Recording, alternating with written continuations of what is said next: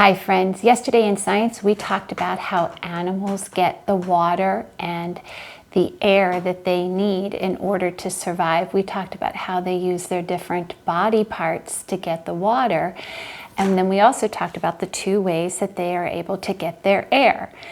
We said that one way they can get it is through those gills. So like your underwater animals are able to, they have those lines on the side of their body and they get that oxygen in from the water so that they're able to breathe. And then we talked about how animals and humans use their lungs to get the oxygen they need out of the air in order to breathe. Today what we're going to do is we're going to talk about how they get the food that they need. Not all animals eat the same kinds of food. And so that pattern of the food that they eat each day is part of their survival. If they don't have the particular type of food that they need in order to survive, then they're not going to be able to survive. So that's an important part of that pattern. So that air and water is part of that pattern. And now we're going to look at how that food is part of that pattern for them as well. You just watched the video on the 3 types of animals, or the 3 types of food, the 3 types of groups that animals fall into as far as their food. We talked about omnivores, we talked about carnivores, and we talked about herbivores. Did I say those 3? I might have repeated myself. They talked about the herbivores, they talked about the carnivores, and they talked about the omnivores. Okay, so there were 3 different types of groups that animals fell into. They wanted to have them all over for lunch, right? They wanted to have them all over for lunch, but they didn't know what they were going to have to go and get.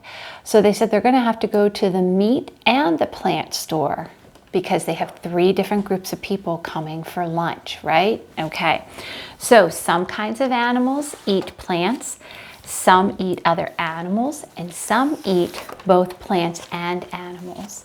And I had you watch the video first because I wanted you to be hearing those different names. So let's talk about the herbivores, okay? Herbivores eat only plants.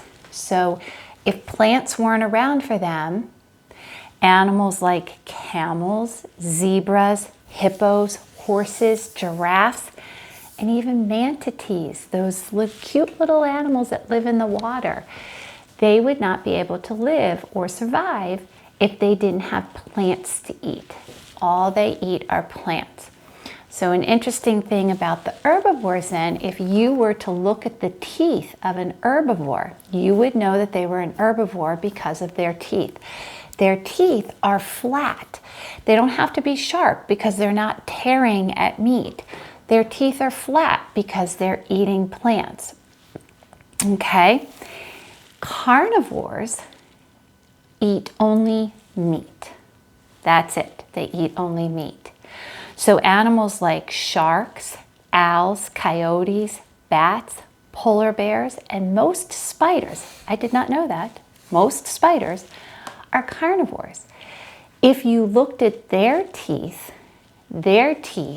are very pointed and very sharp.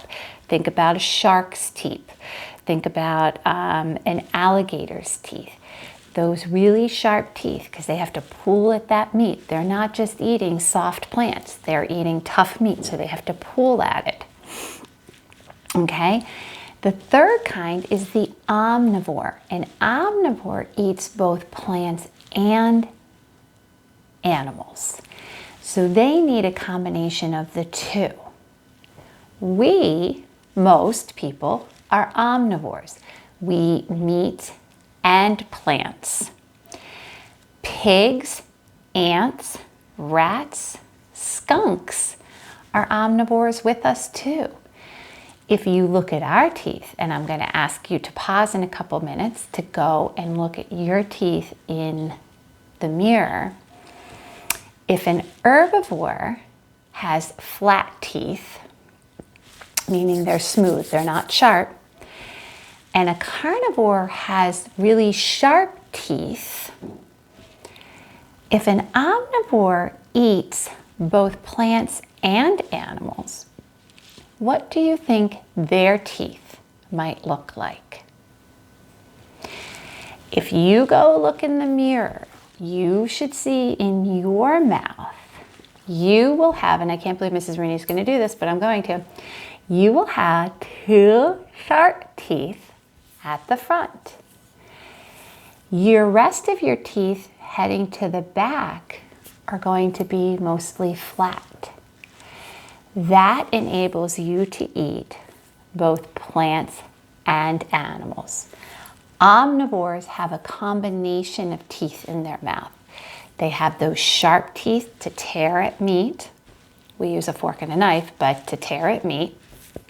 And we have the smooth surface for those plants. So omnivores have a combination of those 2 teeth.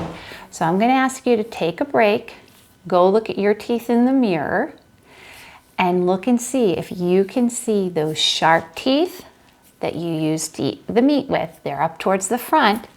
And see if you can see the smoother teeth that you use to eat those plants, meaning those vegetables and salads and things like that. So I'm going to have you pause and go take a look at your teeth and come on back.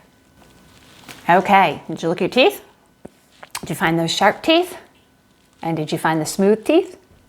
All right, you are an omnivore. Your mouth and your teeth are set up so that you can eat both plants and animals, okay?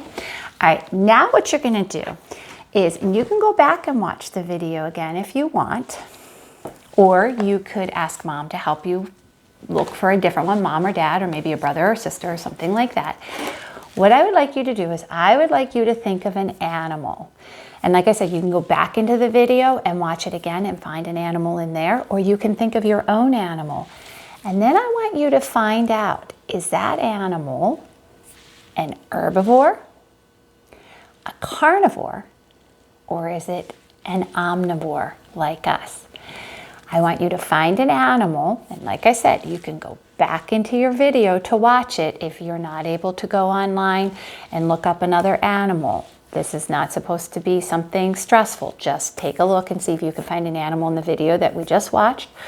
Or if you can think of your own animal and see if you can find out, is it a plant-eating animal, an herbivore? Is it a meat-eating animal, a carnivore, or is it a plant and meat-eating animal, which is an omnivore? Okay, and then what you're going to do is in your copybooks, okay, I'm going to turn so you can see my copybook.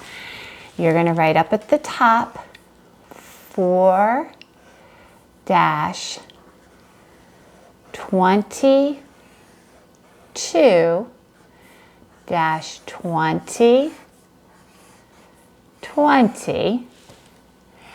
And then what you're going to do is you're going to choose your animal and you're going to draw a picture of your animal right here. And you're going to draw a picture of the food that it eats. So if it's an herbivore, I should see some type of plant, right? If it's a carnivore, some kind of meat, or if it's an omnivore, then it eats plants and animals. You will have to tune in tomorrow to see which animal I chose. Then what you're going to do is on Flipgrid, you are going to share your picture with us, and you are going to tell us what your animal is, and you're really, really going to try hard for one of those 3 names. I know they're really big, but see if you're able to tell us, is your animal an herbivore, a carnivore, or an omnivore? Okay? I'm looking forward to seeing it, and I'll see yours tomorrow. Have a good night.